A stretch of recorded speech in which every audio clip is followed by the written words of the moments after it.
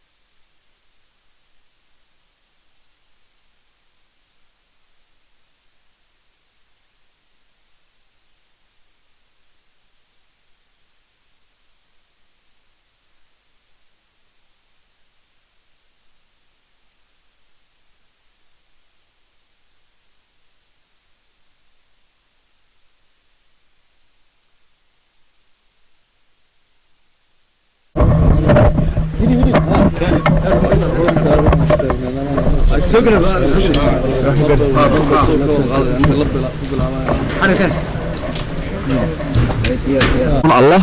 أحمد محمد عمر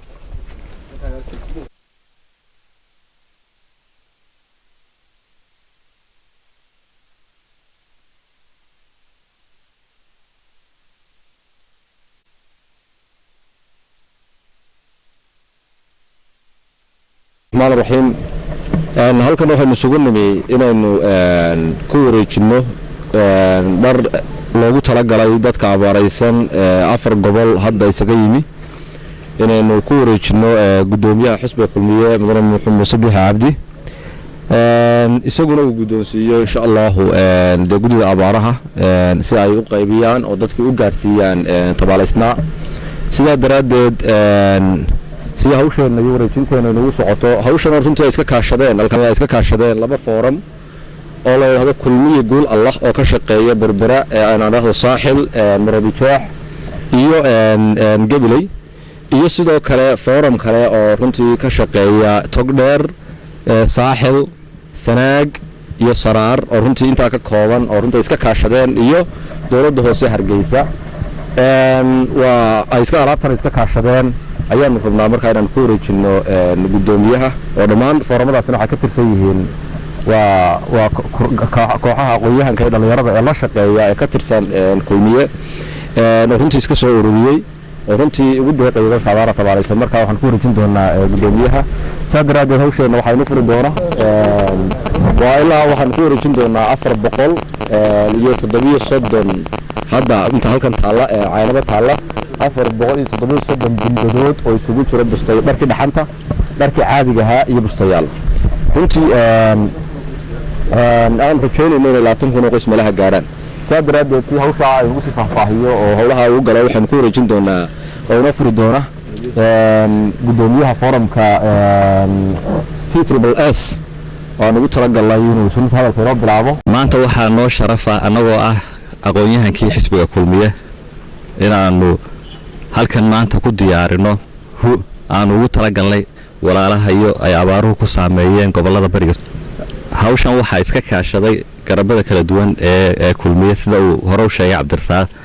waxa weeyaan waa garabka guul Allah oo ka hawlgala gobolada saaxil Marabijaax iyo Gabiley iyo forumka Togdheer Sanaag Saraar iyo Saaxil oo ah ka kooban dhalinyaro aqoonyahana isla markaana markasta u heelan sida ay dadkooda iyo wadankooda wax u gelin lahaayeen waxaan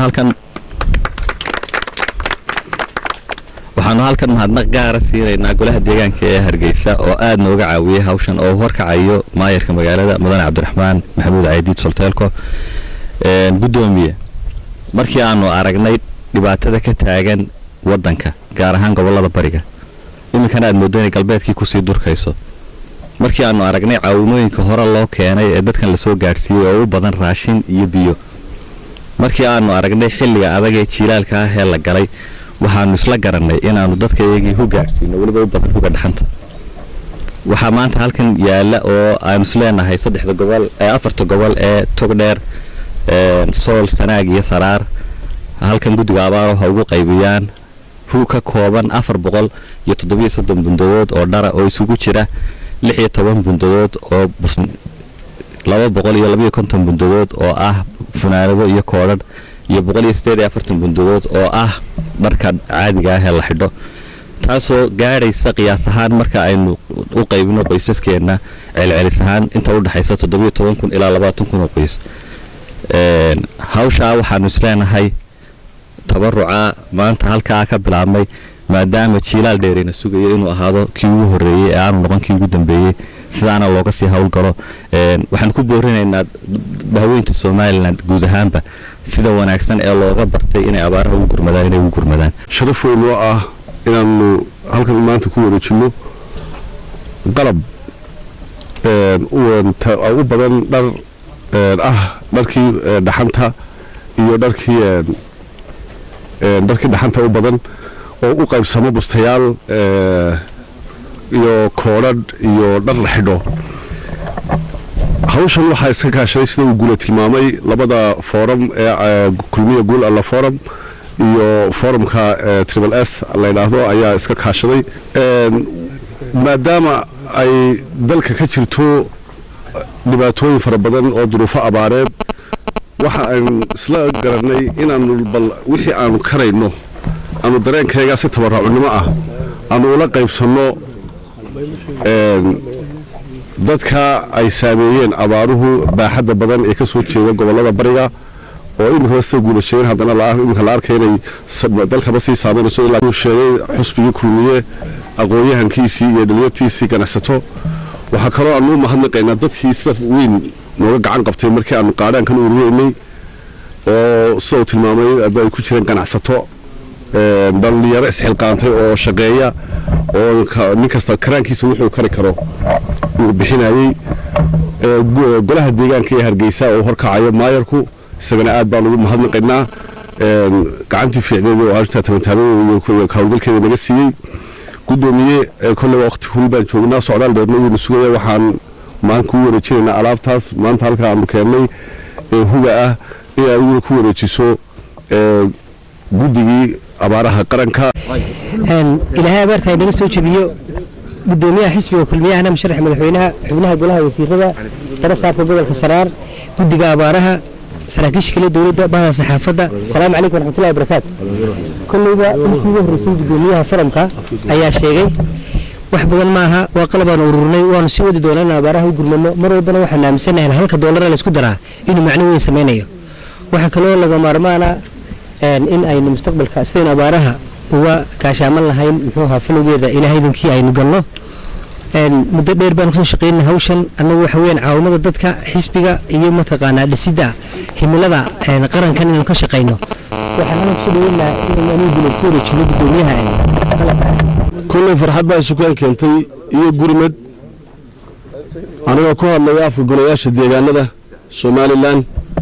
wadana wakiila maayarka maayarada caasimadda hawlgalkaas ballaaran ee aynu wadnay qarankeenu wado ee gobolada bariga sidii aynu uga gurman lahayn awgeed ayuu baan halkan u nimid aynu dhibaatada meesha ka jirtana uga qayb qaadan lahayn aad iyo aad waxaan ugu mahadnaqayaa ruuxaantii cid kasta oo gacan ka geysatay hawsha aynu wadno hawshan waa hawl qaran waa arkaysaan dhibta meesha ka jirta inaynu gacmaha isqabsanaa ayaa loo baahanyay waxaan u soo jeedinayaa golayaasha deegaanada ee kale ee Soomaaliland oo gobolladooda ay dihiin inay wali gacmahooda waxba ka soo bixin waxa la idinka baahayay inaad fadhiga ka kacdaan inaad ka qayb qaadataan inay wixii awoodi kartaan aad la timaadaan oo gaarsiisaan dadka tabaalaysan kulli maaha maanta maalin aynu hadalka sii kordhinayno oo waxa weeye waqti kulul baynu taaganahay aad iyo aad waxaan ugu mahadnaqayaa cid kastoo ka qayb qaadatay oo maayarka caasimadda ugu horeeyo mudane gudoomiye golahayaasha deegaanka soo qabaqaabay hawshan golaha wasiirada halkan jooga gudoomiyaha xisbiga kulmiye Musaddiq Abdi guud ahaan mushtarada bartamaha kale ee soo qayb gashay arintan waan salaamay marka hore salaamu calaykum waraxmatullaahi wabarakaatu ku dajinaayo arintana waa arin aan leeyahay waa gurmad islaamiya cid ka soo qayb qaadatay ama soo qabaqaabisay waxaan leeyahay jazakallahu maal khayr waxaad geysateen ha insha Allah waxaan leeyahay waa gurmad islaamiya yaad ka geysateen waxaan leeyahay sii wada cid kastoo hawshan soo qabaqaabisay sii wadaan isleeyahay ilaahay jasaa'igiisaad ka heli doontaan waxaanan isugu nimid waxa weeye dhibaatooyinka abaaraha ka dhacay gobollada bari ee la wada og yahay weeye ee maanta aynu halganka ugu jirno ee xukuumaddii halganka ugu jirno madaxweyne ordaayo weeye cid kastoo hawshan soo diyaarisayna waxaan leeyahay jasaaka allahu khayr siina wadaan leeyahay hawshan insha allahu ilaahay baa inaga soo furan deeqdan dharka ah ee halkan taallaa waxay ka turjumaysaa siday ugu muuqato dareenka iyo niyadsamida iyo walaalnimada ka dhaxaysa ee ay isu qabaan bulshada reer somalilan rugaas halkaas yaallaa aradbaxa ka sokow oo ay dadku ku aradbaxayaan oo aradbaxu qofka bini aadamka ah qayb weyn buu ka yahay dareenkiisa iyo niyadiisa iyo mataqaanaa qabka uu lafiisa ku qabo iyadoo taa wax weyn ka taraya ayaa haddana maanta baahida jirta ee ah hula-aanta dhaxanta jirta iyo qayb weyn ayuu ka qaadanayaa caafimaadka qofka iyo noloshiisa marka dadka soo ururiyey ee dee ka soo ururiyey gobollada maxaato gurodijeex iyo saaxil iyo gabiley iyo deegaanada galbeedka aad iyo aad bay ugu mahadsan yihiin sida ay ugu soo dadaaleen ee ay ugu naxeen maxaato ay uga damqadeen ee ay rabaan inay uga qaybsadaan abaaraha iyo dhaxanta ka taagan gobollada galbeed wax weyn bay ka taraysaa noloshooda wax badan bay ka taraysaa badbaadadooda idinkana ilaahay waa idinka jasaa'i marinaya ay sheegeen waxaanu si niyada oo kaliya laaba idinka mahad celinaynaa deeqdan aadka u qiimaha badan leh ee xilliga loo baahan yahay timi oo ah xilli abaar lagu jiro oo weliba dhaxanidana soo dhaceen inaa hugii iyo hawshii loo baahnaa aad ka soo qayb qaadateen jasaakum allahu khayr iminkoo kale waa xilliga dee waxa laystarayo laystaro ee laysu damqabo dhallinyarada ama foorumka ka jira gobolka saaxil hargeysa iyo gabiley ee hawshaa soo gurmaday iyo ciddii kale kala qayb qaadatay waan uga mahad celinaynaa runtii anu meel dhaweydaan joogay wajaale ayaan arkayay abaabul xoog la hoos socdayoo hawl waddaa baan u tegayoo waddayabaan 2 kilomitir soo furayay dabadeedna ganacsatadii iyo shicibkii iyo dadkii halkaa joogay oo dhammi gurmud xoog lay ku jireen oo intan waa intii ugu horraysay hawl badan baa soo socota sidaan ku arkayay deegaamada marka tanna waa ka guddoomaynaa wixii soo socdana waa ka guddoomaynaa waana waajib laysku leeyahayoo waa deemikoo kale in laysu gurmado waa dhallinyaradii sidii imkaa maqlayseen iyo garabadii iyo foorumkii xisbiga kulmiye aad iyo aad baa ugu mahadsantihiin jasaakum allahu khayr hadalka waxaan ku dhacsanay intii ragga hore yidhi labada foorada waa mahadnaqaynaa waana gurmadka bilowgiisa waan filayaa haddii ilaahay idhaahdo ilaahay barina inuu abaarta laga soo jabiyey haddii si ay raagtada gurmadkii waa bilowa sidaasoo kusii wada aad iyo aad baan u mahadnaqay dhalinyaradaas shaqaabtay labada foorama gaar ahaan anigu waxaan aad u mahadnaqayaa xildhibaanka cageera la yidhaahdo xildhibaanada hargeysa ka mid ah iyo ragga kale badnaa la shaqeeyeyba waxay la tahay dadkeenna haddaynu isku tashanno inaynu u gargaar karayno awooddeena waxaanu ka garaynaa aqoon-yahan dhallinyaro ah ayaa 500 oo kun ku dhadhow buddadood ama 20 kun oo qoys waxay huwadaan iska soo ururiyey oo weli waqti badan iyo qorshe badan aanu gelin marka warraba marka haddaynu dhammaanteen u guntano qorshe waanu isqaadan karaynaa ilaahay inuu naga soo go ilaahay baan u mahadnaqaynaa mar hore iyo mar dambaba mar labaadka nabi maxamed sallallahu alayhi wasallam wuxuu man laa yashkuru الnaasa laa yashkuru illah qofka aan dadka u mahadnaqin ilaahayna uma mahadnaqin buu nabiga alayhi salaatu wasalaam anagu runtii gudiga mutabarriciinta haddii aanu nahay ee dalka iyo dadka maanta doonaya inay wax gaarsiiyaan ee weliba ammaanada aad noo soo dhiibtaan ilaa meel kama keenayne idinkoo kala duwan ammaanada aadna soo gaarsiisaan inaanu gaarsiino runtii farxad weyn bay noo tahay cid wal oo nagu soo biirisa arrintaa walaaladeenna jilicsan ee maanta abaaruhu ku habsadeen wax ka taraysa labada fooram ee xisbiga kulmiye runtii aad iyo aad ayaan ugu mahadnaqaynaa waxaanay tusaysaa runtii marka ummaddu iskaashato ee madaxweynaheeda iminka halkaa maraya ee culimadeeda halkaa marayso ee axsaabteeda halkaa marayso ay ganacsatadeeda halkaa maraysay shilinkoodii maraya ee dumarkoodii marayaan ee carruurtoodii maraysa marka saa laysu kaashado ee allana saa inagu arko inaynu gacan qura wada nahay wax badan bay inaga taraysaa ilaahana waxaan ka rajaynaa wax badan inuu abaarta inaga jabiyo asbaabta aan la imanayno aad iyo aad baan idinku mahadnaqaya halkaana ka sii wada baan idin leeyahay waxa cajiib ahayd haddaba alaabtan aad loo keenteen markii hore nagalamaydaan abaarahaad maqasheen ma biyaanu keennaa namaydaan odhan nimanaydaan odhan matalan raashin ma keennaa mabugaanu keennaa namaydaan odhan laakiin waxaa cajiib oon aad ula yaabanay shaygii saaka aanu ugu baahida badnay annagu guddi ahaan ayaad saaka noo keenteen halkaa markaynu marayno waxaa iminka noo taagan halkan biyihii waanu haysannaa raashinkiina waanu haysanay xataa balkii iyo caleentii galbeed laga keenay mucaawanada ahaa ee kuwii berigii dowlad guddiga abaaruhu ay dhaqaalaha gelisay beerihii ay gelisay wixii ka soo go'ay ay qoladii reer gabeeley noo sheegeen ayaa maanta walaalahoodii beriga markay ku habsatay maanta la siinaya saddexdaasaanu wadnay maxaa naga dhinnaa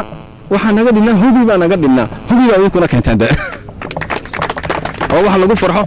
shalay hubi aanu geynaynay meeshii waxa weeye coodanla aanu geynay lacag baanu ka bixinay waxaa ilaahay mahadii annagoo dhaqaalihii aan waxba ka bixin oo maanta ceergaabo iyo dhulkii qaboobaa waxay u baahan yihiin inaad naga soo gaarsiiseen bundadaha intaa leeg ee 400 ilaa 500 u dhexeeya annaguna waxaanu ku dadaalaynaa afartaa gobol ee tiraahdeen iyo shaxda aad tiraahdeen waxa weeyaan waxaanu doonaynaa gobollada in wax lagu siiyo annaguna dadkii dee aan wada shaqaynayna ee gobollada inaan farta ka saarno waxaanu leenahay waa ammaano ilmaha yaree jilicsan iyo hooyada darayaysan iyo odayga waalidka ah ee dhaxantu hayso ayaa loogu talagalay alaabtaa halkeeda ha ku gaadhaan leenahay ilaahayna abaarta ha idinka dulqaado idinkana allah ha idin barbaariyo waxaan ku soo gabagabaynaa dhallinyaro imika hadashay dhallinyaroy haddaad maanta dalka u kacdaan abaartaa oo aad waxa weye iyo waxa kale u baahan yahay dalkan wuu inoo horumaraya waxaan idin leeyahay dhallinyartu guud ahaan ha kacdo annagu waxaanu nahay uun tusaale dee idiin qayqaybinaya marba wixii aad noo dhiibtaan laakiin gurmada baan idin leeyahay gurmada